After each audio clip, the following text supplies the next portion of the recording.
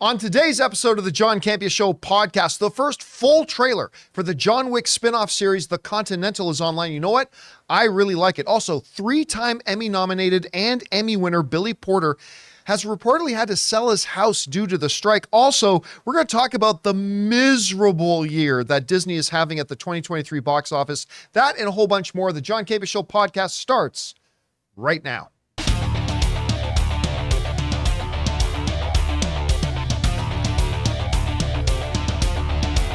Well, greetings and salutations, everybody. Welcome to the best damn movie-related show on the planet Earth, the John Campea Show, coming to you from right here in our quaint little studio, brought to you in part by our friends at Mint Mobile. I am, of course, your host, John Campea, and it is an awesome honor and privilege, as it is every day, to have you, our international friends, gather around as we talk about our favorite things in the world. Movies, movie news, TV, and streaming, all sorts of good stuff. Not just giving you our opinions, but also giving you information and context so you guys can form your own well-informed opinions, whether they're the same or completely different from ours. I'm joined in studio today by Ray Ora. Hey, hey. Jonathan Voico's here. Hello, everybody. Yesterday, I announced that Robert Meyer Burnett was supposed to be here. We talked about it for a week. We discussed it for a week. And then late yesterday, he gets a hold of me. I forgot I had to go to the DMV today. So Rob is not here today. Don't worry. He'll be in next week. Psych. He's off at the DMV today. But hey, you guys are here, and that's the most important thing. And here's how today's show is going to go. We're going to start off by talking about those topics that I listed off. And then the last part of the show, we're going to take live questions from our YouTube channel members. Now, if you're listening to this on your podcast feed, we have a YouTube channel that we put some videos up on every day. And we have a terrific group of supporters there known as our YouTube channel members. And by the way, you should become one of our YouTube channel members. Not only do you get to send in topics and questions for our show every single day, but also you get access to exclusive emojis that Ray has designed and put up there. We have these town hall meetings going on, a whole bunch of different things. Hope you guys will join us there. All right, with all that down, let's get started with this, shall we? They've been talking about doing this Continental thing for a long time. And I remember the first time I saw the first John Wick movie, I remember explicitly saying, I would watch an absolute 100%, I would watch a spinoff about just the Continental Hotel. I would love to watch it. The mythology behind it, whatever the history of it is, it just seems steeped in all this lore. I would love to know more about it. And apparently I wasn't the only one to think that. Well, it's now out. The full trailer is here. And I gotta say, I really liked it. I really did. And I love the idea that it feels like it's set in the 70s with focusing on a young Winston who's being played by Colin Waddell in this, who, by the way, when you listen to him speak... Yeah, he has that voice. Oh my God, I would instantly think it's young Winston. Jonathan. Yeah, Jonathan. I mean, he's got, but like, no, not going too heavy on the accent. Yeah. Anything like that. Mel Gibson in there apparently as the baddie. I think that's going to bring a certain amount of force to it the whole bit. It certainly looks like it's very aware that it is a John Wick universe. Therefore, it's got to have action. And boy, they loaded this trailer filled to the brim with action. I mean, just whether it's gun action, hand-to-hand combat action, sword action, machete action, whatever, they had it. Jumping out of buildings, exploding cars. You know, I'm surprised we didn't see a cat with a laser attached to its head. Tying her leg around some guy's neck and breaking his neck. I love that. That scene was great. Like, she did some pretty cool kicks. The whole neck choke thing. I'm surprised we haven't seen that in the UFC already. I just realized it's only a 3-part event. Yeah, it's just, remember, we talked about that actually a few months ago when that big drop that was going to be a 3-part event. So it is the very definition of a limited series. Right. So it's going to be basically a really, really long movie is what they're going to be doing. You know what's funny? The whole time I was watching the trailer, I completely forgot that that's supposed to be the younger Ian McShane character or Winston. Oh yeah, Winston, yeah. Now I'm interested. I don't know why that flew over my head. I just completely forgot it's about his story. Yeah, he's the main guy in it. So yeah, okay. And I love the line. I think my favorite line is, and we're supposed to trust a guy can get this done who wears an ascot?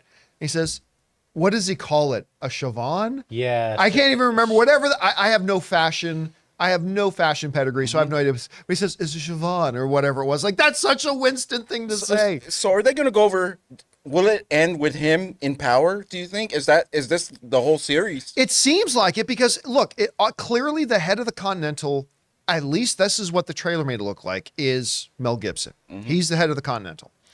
And they are clearly going to war with the Continental. And they say some line about let's take it over or whatever.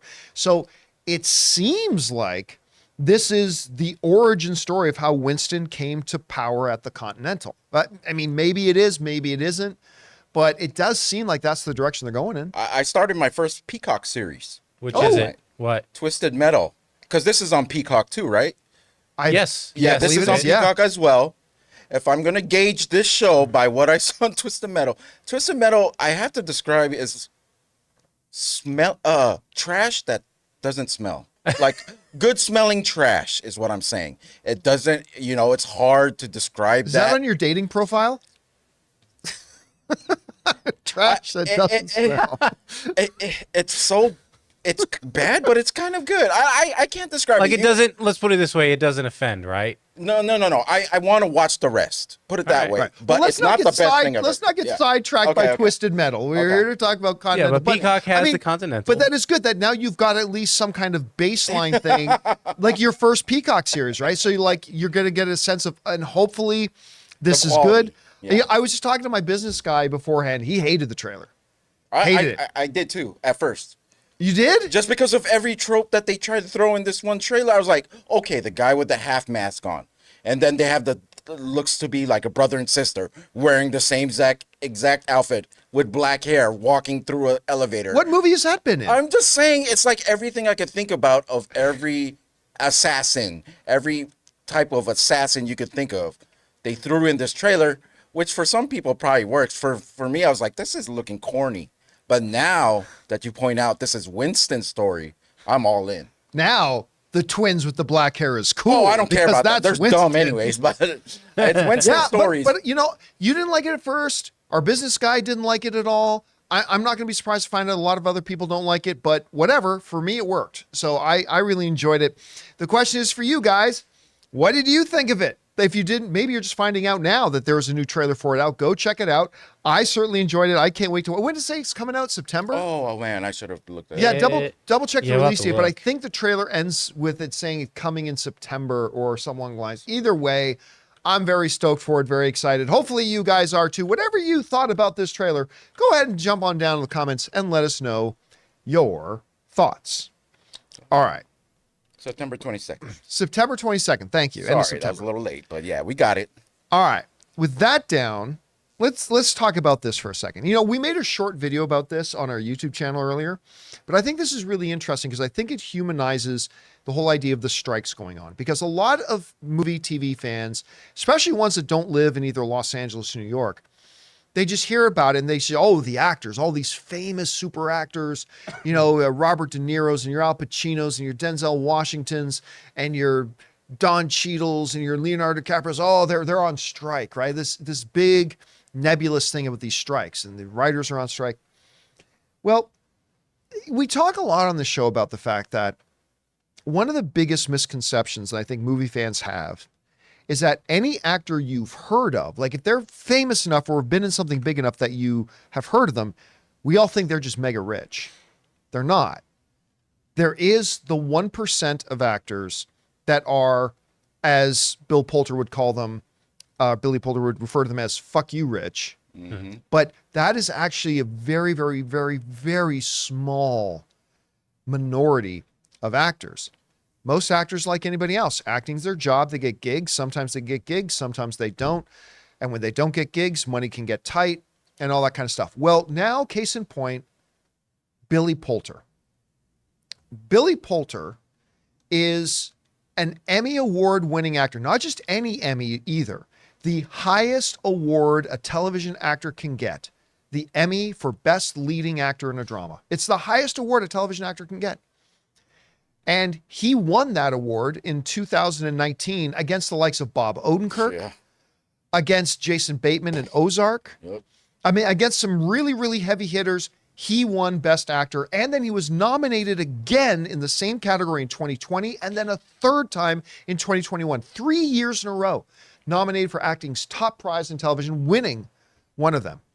And now according to reports, he had to sell his house because he can't make ends meet due to the fact that the strike is going on. This comes to us from Deadline. Wrote the following. I have to sell my house, says Billy Porter, because we're on strike. And I don't know when we're going to go back to work, said Porter in an interview with Evening Standard, in support of his music career. The life of an artist, until you make fuck you money, which I haven't made yet, is still check to check. I was supposed to be in a new movie and on a new television show starting in September, and none of that is happening. And I think this is going to be very sobering for a lot of movie and television fans and wake us up to a very harsh reality, is that even some of these actors we see on the stage at award shows are not rolling in money. They got paid for doing that gig. Imagine that, you work a paycheck to paycheck gig and all of a sudden you have no work, but you still have bills that you got to pay. You still have expenses. And now all of a sudden it maybe looks like you're not going to be able to make your mortgage payments because work that you thought you had lined up is now not there and not gone. I mean, your main gig was finished in 2021. I think he was in that one Cinderella TV movie that came out. Yeah, he was. Yeah. Saw it in it, So so he had that one gig, but that's not paying him millions of dollars. I mean, I don't know how much he spent on that hat. He was in 80 for Brady. Oh, that's right. He was in 80 for Brady. Again, guarantee you he didn't make a lot of money for that. I mean, maybe he can pawn the hat. Well, That's it's like, That's a big hat. yeah, they make money, but people forget you also owe your agent, and if you have a manager, and taxes. They get percentages and takes and cuts and taxes and whittles lawyer down. fees and it starts to pair. Again, most of these actors don't make the big fuck you money.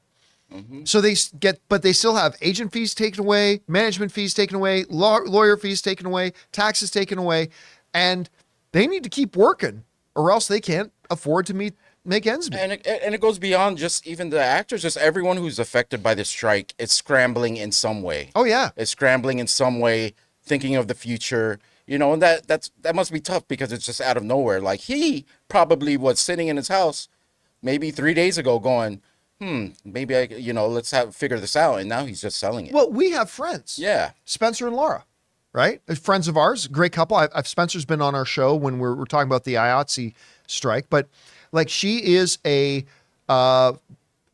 unit photographer. So she's on, our friend Laura, she's on set of all these big shows and things like that, doing all the behind the scenes publicity photography. Amazing work. And she does amazing work. And she's on all the biggest shows. Spencer is a award-winning set designer, all that kind of stuff. Guess what?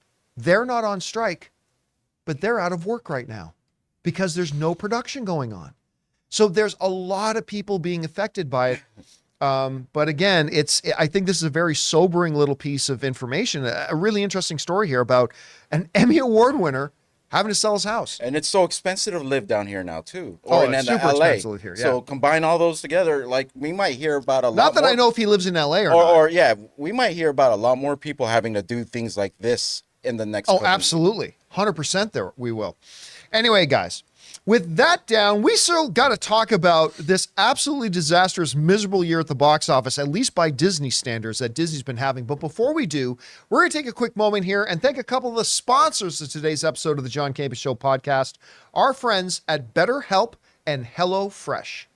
Guys, we want to thank a sponsor of this video, BetterHelp. Getting to know yourself can be a lifelong process, especially because we're always growing and changing. Think about it. The person you were 5 years ago is not the exact person that you are today. Therapy is all about deepening your self-awareness and understanding, because sometimes we don't know what we want or why we react the way that we do until we talk things through. BetterHelp connects you with a licensed therapist who can take you on that journey of self-discovery from wherever you are. And guys, striving for better mental health is something we should all aspire to. I've talked about this before, but when somebody goes to the gym, we applaud them for getting out there to improve their physical health. Well, it's about time that we start looking at mental health the same way, not just by encouraging the people around us to look into therapy, but by also taking the step to take care of our own mental health as well. So listen, if you're thinking of starting therapy, give BetterHelp a try. It's entirely online, designed to be convenient, flexible, and suited to your schedule. Just fill out a short questionnaire to get matched with a licensed therapist, and you can switch therapists at any time for no additional charge. So discover your potential with BetterHelp. Visit betterhelp.com/Campea today to get 10% off your first month. That's BetterHelp,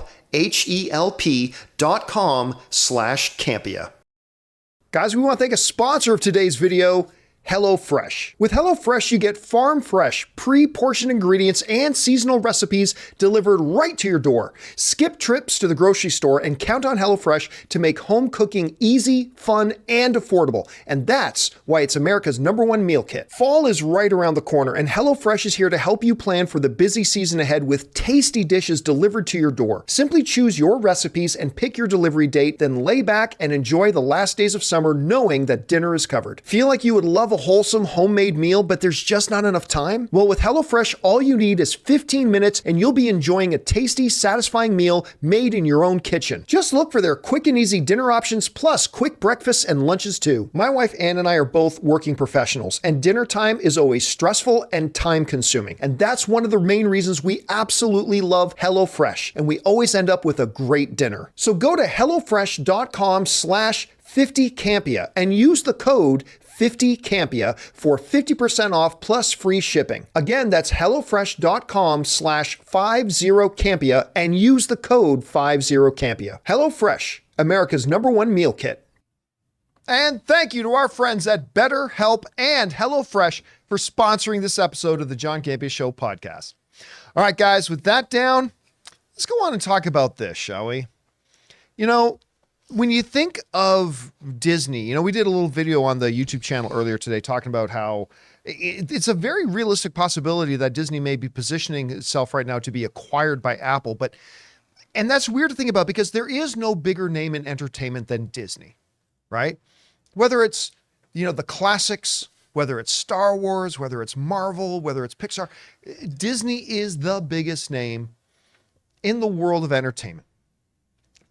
And we are accustomed, especially in the era of Marvel, like the last decade plus or so, that year after year after year, Marvel cranks out blockbuster hit after blockbuster hit after blockbuster hit. I think it might have been the year that Aladdin came out, not the old animated classic Aladdin, but rather the Will Smith live action iteration of it. I think that year alone, if I remember correctly, and I might be off on this, everybody fact check me on this. I'm just doing it off the top of my head. No problem. But I think they made about $5 billion films that year. Are you kidding me? 2019. $5 billion films that year. So Ray's now frantically going to go and check that out. But I got you. But you should, find that out. But there's a bunch of we are just become accustomed to whether it is a Pixar film or a Marvel film or a Star Wars film or something else entirely, like a Lion King remake, which joined the $1 billion club, or an Aladdin, which joined the $1 billion club. They just make billions and billions and billions. And even the ones that don't join the $1 billion club make huge amounts of money. Okay. That is just the Disney standard. What are we looking at? Well, the year was 2019. From this list, we have Captain Marvel, right? That made $1 billion. Yeah. Endgame. Did Far From Home make $1 billion? Does anyone remember? I don't think it did. And then that's and then Aladdin. And then Aladdin. Oh, we're not just talking about Marvel. Not just Marvel. Oh, no, sorry. anything in Disney. Anything in Disney's thing. So Far From Home did make $1 billion, 1.1 billion. Okay, so that was added to it as well. Yeah. And they've had many years where they had multiple films join the $1 billion club. All right? That's just what we're accustomed to. Yeah. And Aladdin did, because there was that whole conversation about he got in some hot water about saying Little Mermaid probably wouldn't make $1 billion like Aladdin. Right. Yeah. And of course he was right. It did. But here's the thing. 2023 has been, I don't think it's hyperbole to say, a disastrous year for Disney when it comes to their box office performance. A couple of highlights, yes. but it's been a rough year for them by Disney standards. Now, if we were talking about Paramount, maybe a little bit of a down year for Paramount, but by Disney standards, this has been nothing short of a disaster. Let's take a look at the Disney films that have come out this year and what they've done. Now, first of all, by note, no billion-dollar films. Now, that's not a big deal for most studios, but Disney, that just pulls out pocketfuls of billion-dollar films every year. That's kind of notable that they weren't able to do that. And I'm going to tell you right now, the Marvels isn't going to make $1 billion. And they don't have a Star Wars movie coming out this year. This is going to be the first non-pandemic year in a long time that Disney doesn't have $1 billion film. Now, Guardians of the Galaxy Volume 3 is still a big win for them, right? $845 million at the box office. It is a big hit. All kudos to them. But that's where the big hits stop. Little Mermaid, that got off to a disastrous start, managed to have, no pun intended, real human legs, and it just barely managed to make, $5 to $10 million in profit. So, okay, it was able to do more than break even, make a little bit of money at $566 million. Now, that should have been a big, huge hit, but of course, Little Mermaid was a very expensive movie to make. Then Ant-Man and the Wasp: Quantumania. I mean, it was a poor film. It was a bad film. It lost money, and it deserved to lose money. It still made $476 million. And again, most filmmakers would kill their own mothers to have a movie make $476 million. But this is a really expensive, super high visual effects intensive Marvel Cinematic Universe movie. Did that. Elemental. While also off to a horrible start, it looked like Elemental was going to finish around $250 to $275 million. Now, it is a wonderful movie. Absolutely fantastic movie. I love this movie. Not top 3 or 4 Pixar of all time, but it's a really, really great movie. And it managed to leg out $425 million at the box office. Some Disney executives are suggesting that it will break even. Probably not. So there you have it. And then you get to Indiana Jones and the Dial of Destiny. A movie that cost $300 million to make. Probably $125 to $150 million in marketing. This movie, Disney took a bath on this movie. An absolute financial bath on this movie at $369. And then you got to look at The Haunted Mansion. Now, granted, the movie is still in theaters, but it's going into its 3rd plus weekend. It's not going to make much more money. And Ray, if you can look up how much it cost to make, Sure. it was in the triple digits.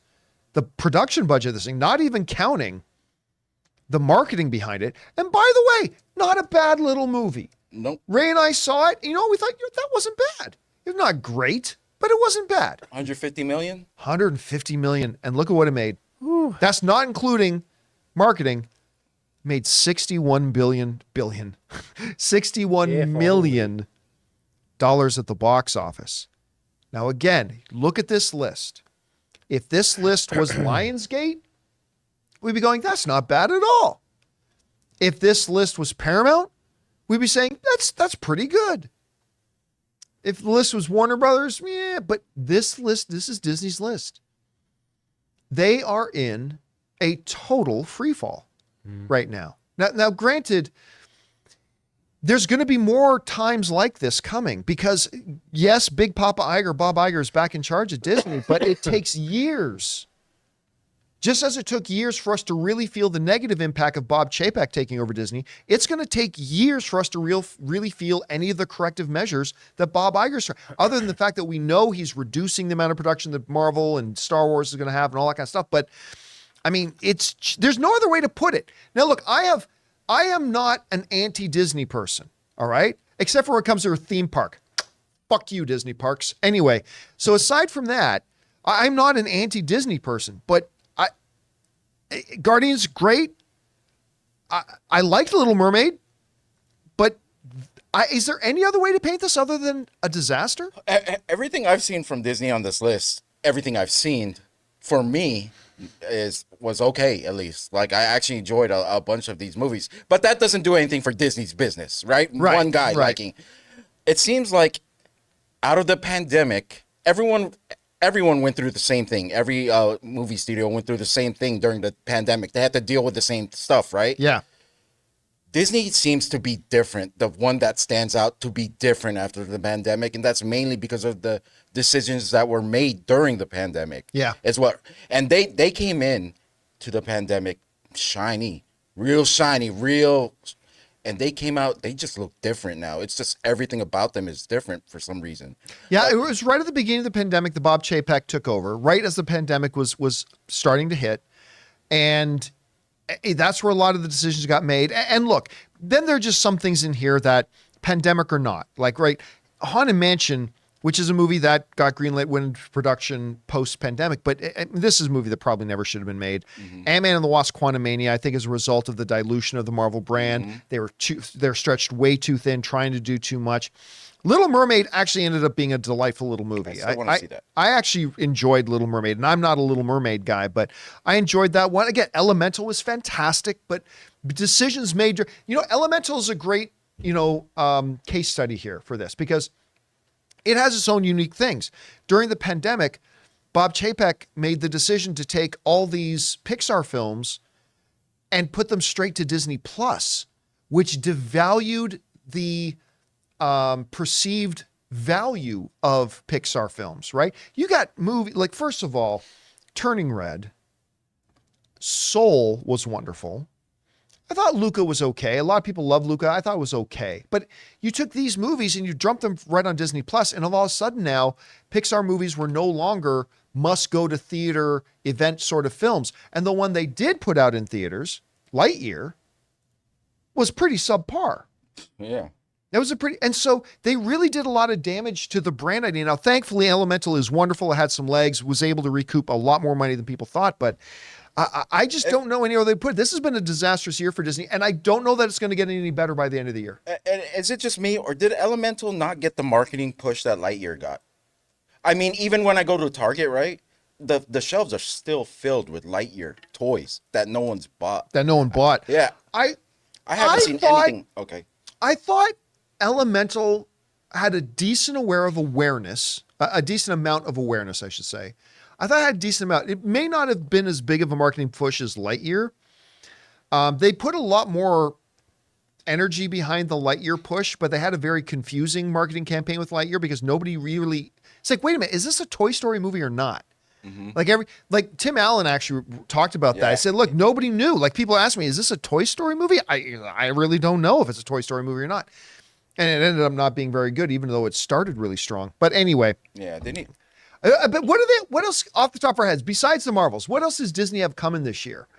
I mean, this is something is Wish Disney or is that Dream? Wish is Disney. Okay. Wish is Disney. Yeah. Disney Animation. And you know what? They showed us a little preview for that at CinemaCon. It's a new animated film for those of you who haven't heard about it. It's about this kingdom where wishes come true. Creator. Is that a Fox film? But that's still under the Disney banner. Yeah, but it's a Fox film. Yeah. Okay, but you know what? Again, that movie is looking better to me, but I don't think it's going to make a lot of money. And then Kingdom of the Planet of the Apes, which would be is that coming out in 2023? That is not coming out this year. 2024, not. Okay, no, I'm talking about the rest of this year. Oh, this year, I see. This year, and of course we got the Marvel. So yeah, I honestly don't think the situation is going to get much better for Disney this year. Disney I really Plus, don't. We got Ahsoka and Loki.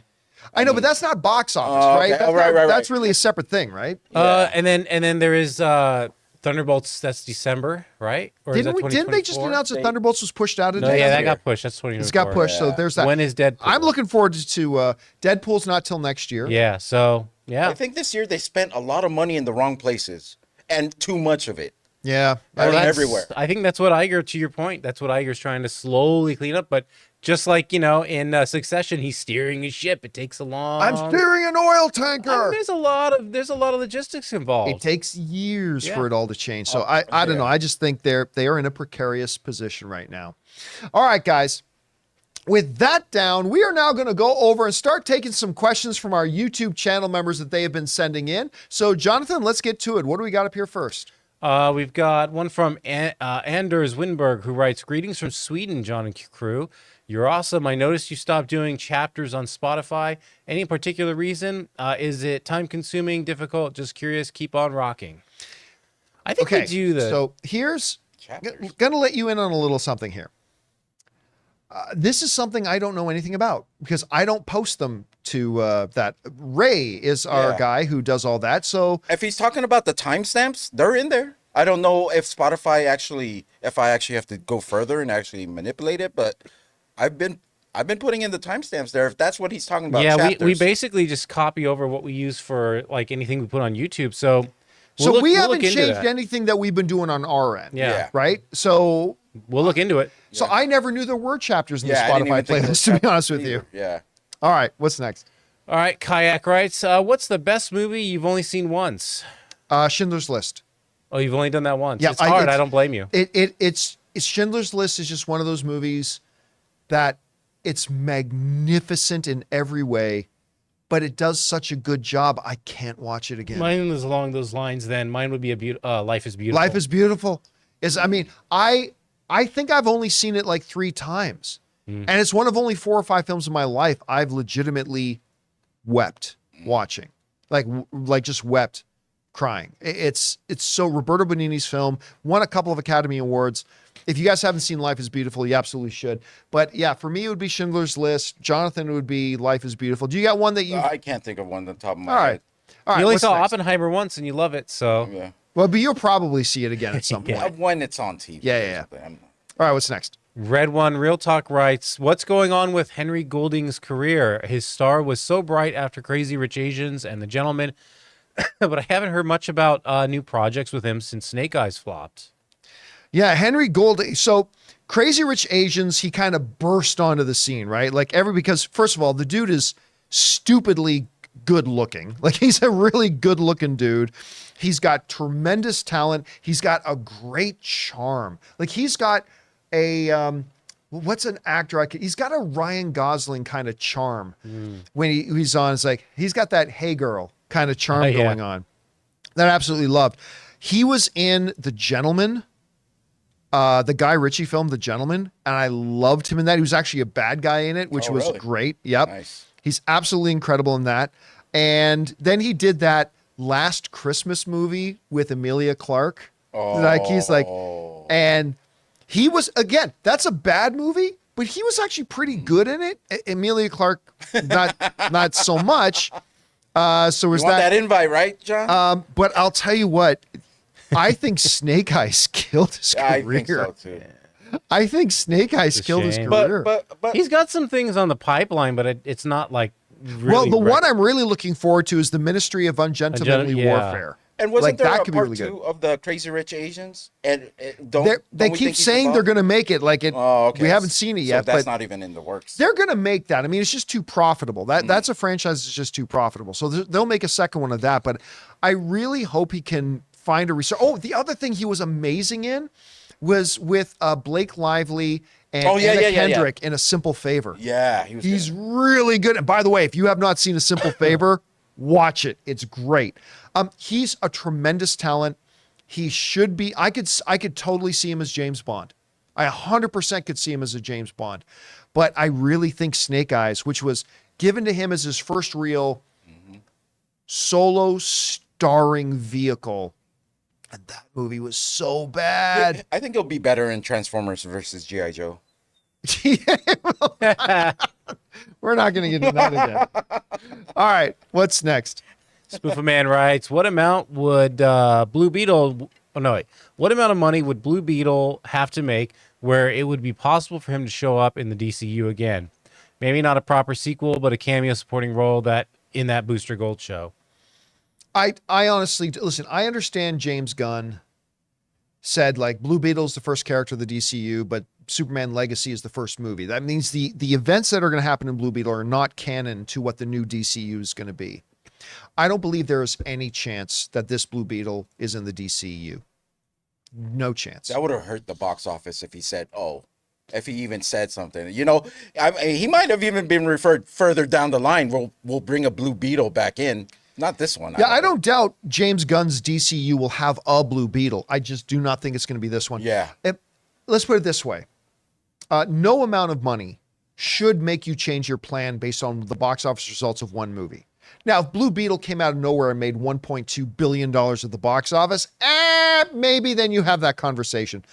But honestly, this movie isn't going to make more than $300 million. It's just not. I hope it's great. I'm looking forward to it. I can't wait to watch it.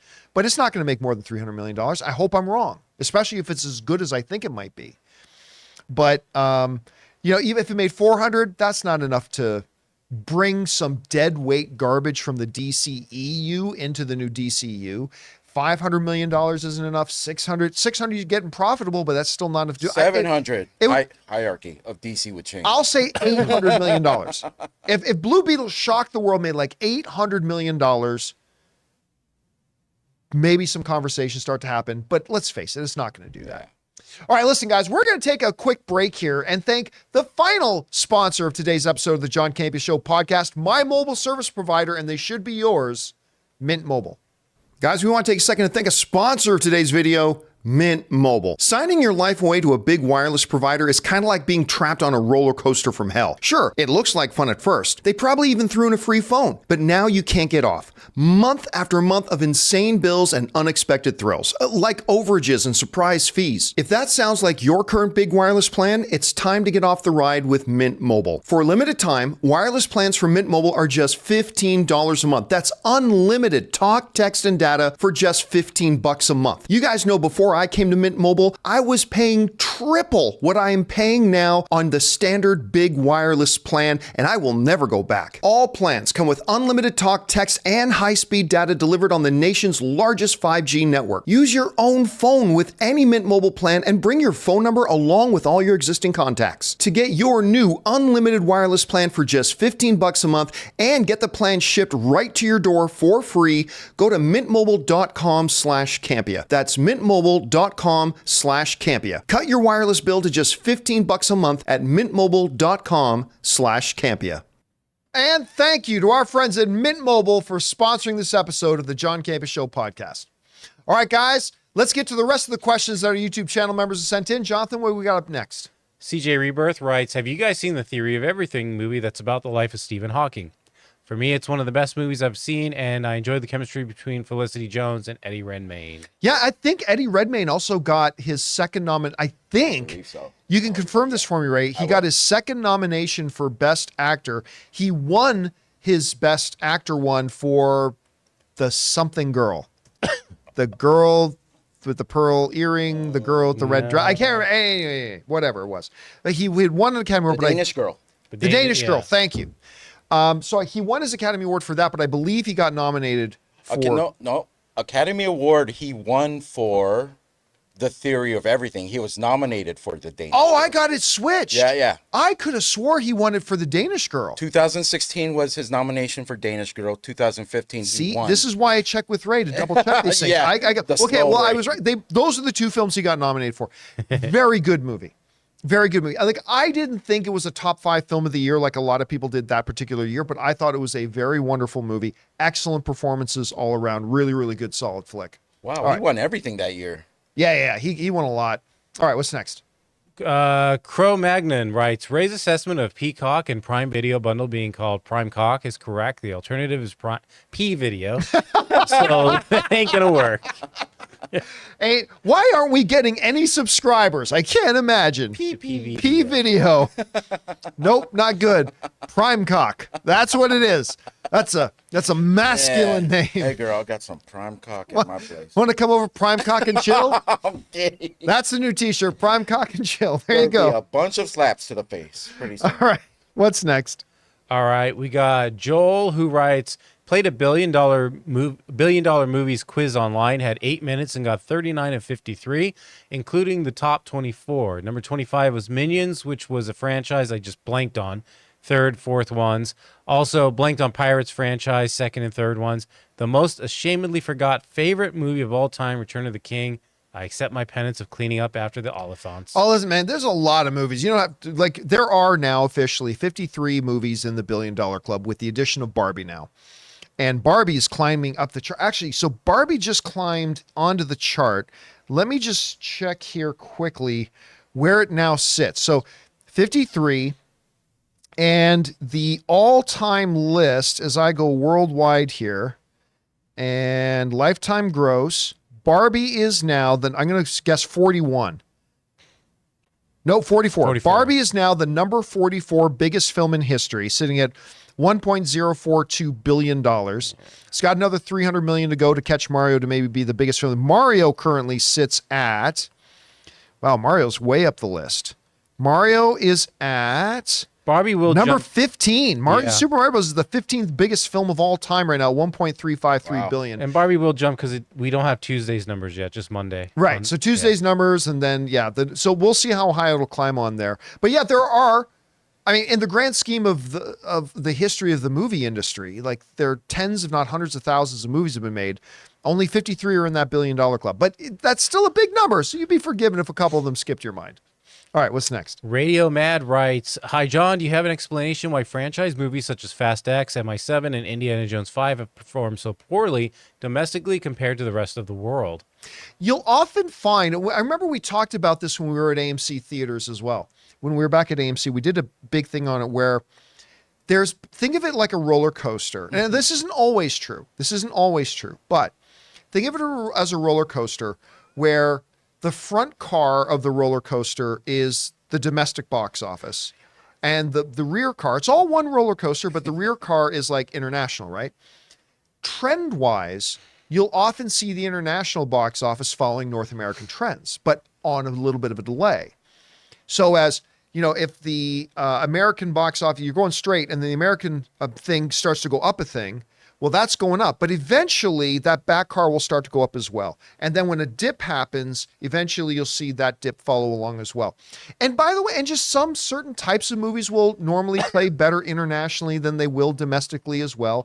So, and the other thing too is that stars have a bigger impact on international markets than they tend to have in North America. The impact of the star on North American box office isn't as prevalent today as it used to be at some point, and certainly not as important as it is in international markets. So there's no one magic bullet reason for it. There's really a lot, and deserves a much longer discussion about it.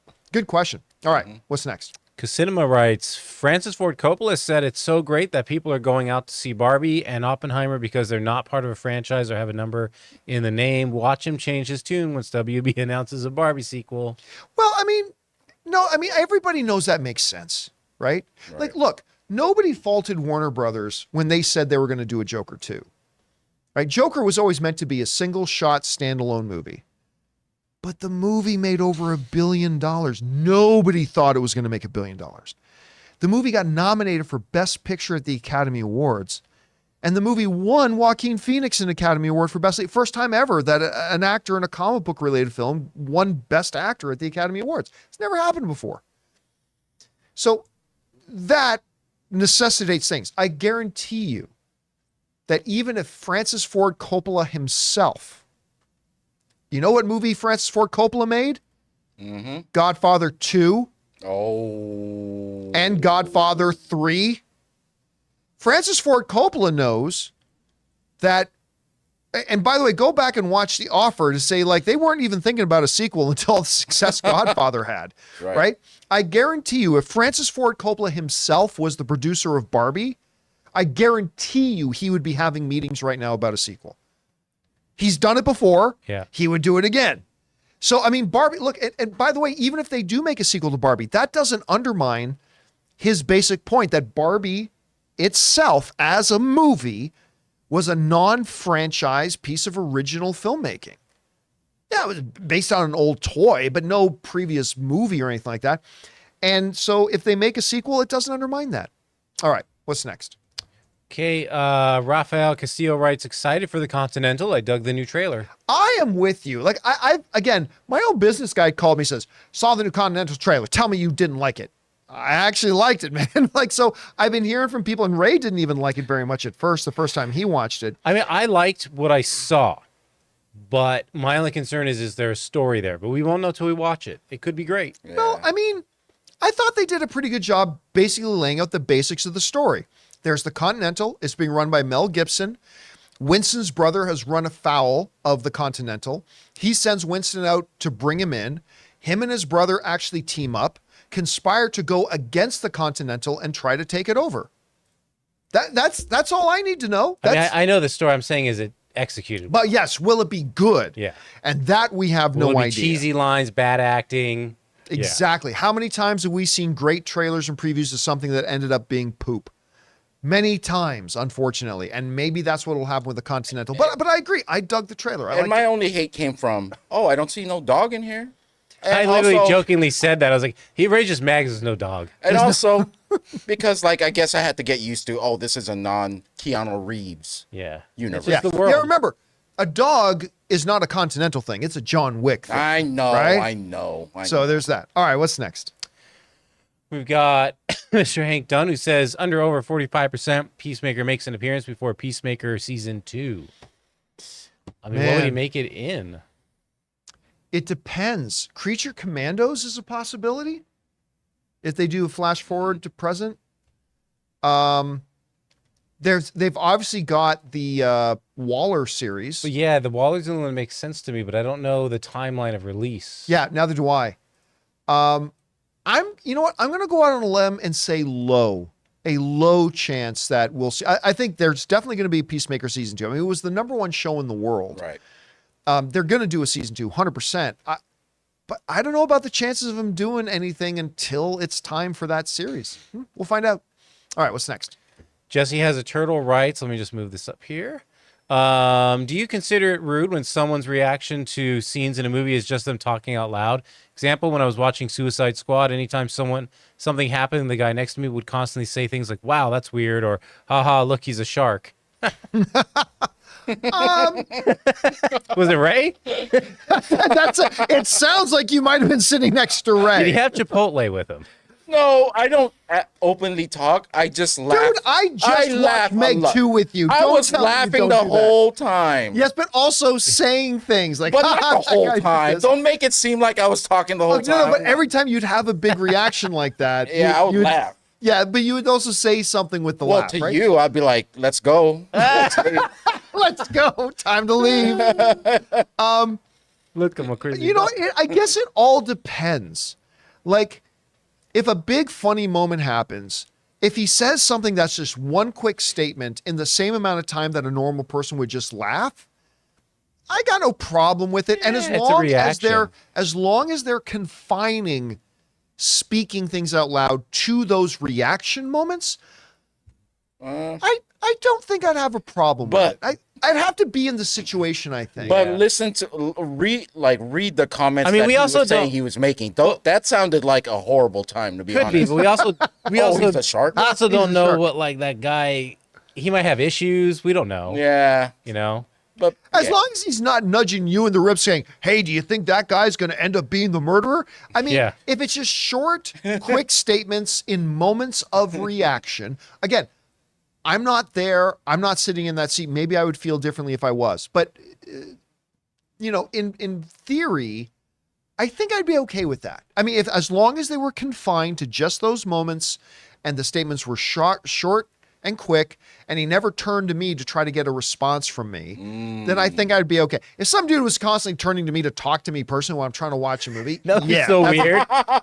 And you don't know him? that's a different thing altogether. That'd be so weird. Get you. All right, guys, and that'll do it for today's installment of the John Campea Show podcast. Thank you so much for being here and making this show part of your day. Big special thank you to our YouTube channel members, well, for being channel members and supporting us, but also for sending in your topics to give us interesting things to talk about. Don't forget, guys, come on back and join us again tomorrow. We got Chris Carr is back in studio tomorrow. So until then, my friends, I want to thank the people in the studio with me, Ray Ora, Hey. Jonathan Voico. See you next time. My name's John Campea, and until next time, my friends, bye-bye.